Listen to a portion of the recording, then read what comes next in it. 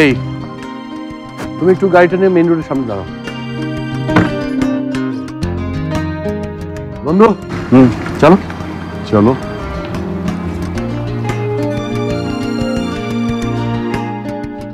কই তোমার আস্তানা কোথায়? আশেপাশে তো কিছুই দেখছি না। আন্ডারগ্রাউন্ডে নাকি? আন্ডারগ্রাউন্ড হলে সমস্যাটা কি? না, হতেই পারে, কিন্তু আশেপাশে সত্যি কিছু দেখছি না তো। না, আসলে এতদিন পর তোমার কাঁধে কাঁধ মিলিয়ে ব্যবসা শুরু করতে যাচ্ছি, তাই ভাবলাম এই খোলা আকাশের নিচে খোলা বাতাসে তোমার সাথে কথা বলি।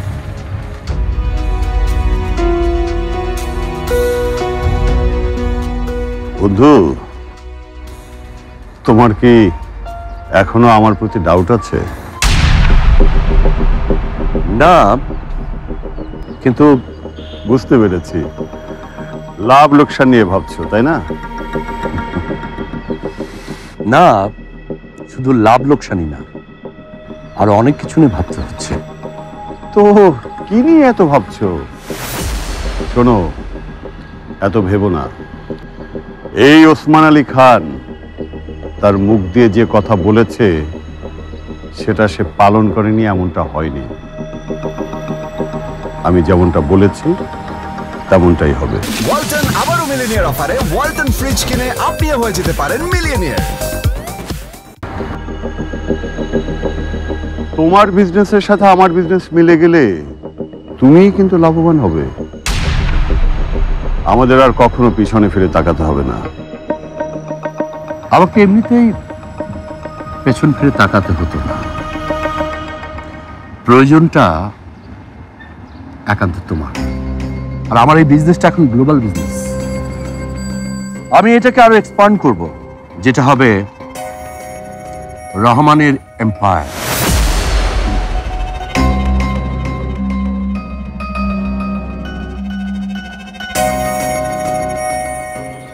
রহমান,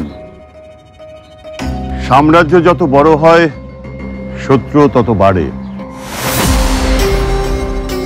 আর বন্ধু তত কমতে থাকে। তোমার এখন দরকার বন্ধু,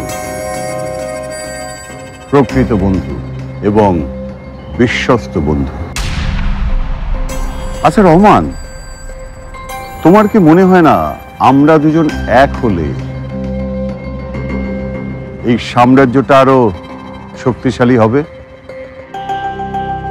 তুমি যখন শ্বাস নিতে জলের উপরে আসে তখনই তাকে স্বীকার করতে হয়। বুঝতে পারছি লোনের চাপে তুমি এখন হাঁসফাঁস করছো, তাই রিস্ক জেনেও আমার ইলিগাল বিজনেসে ঢুকতে চাচ্ছ।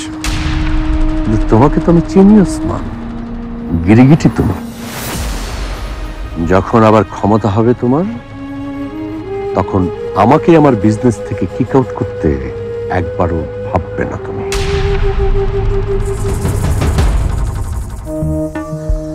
এতদিন যা হয়নি সেটা আজও হবে না ওসমান।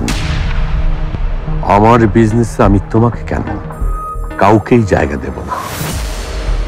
নিজেকে ছাড়া কাউকেই বিশ্বাস করি না আমি।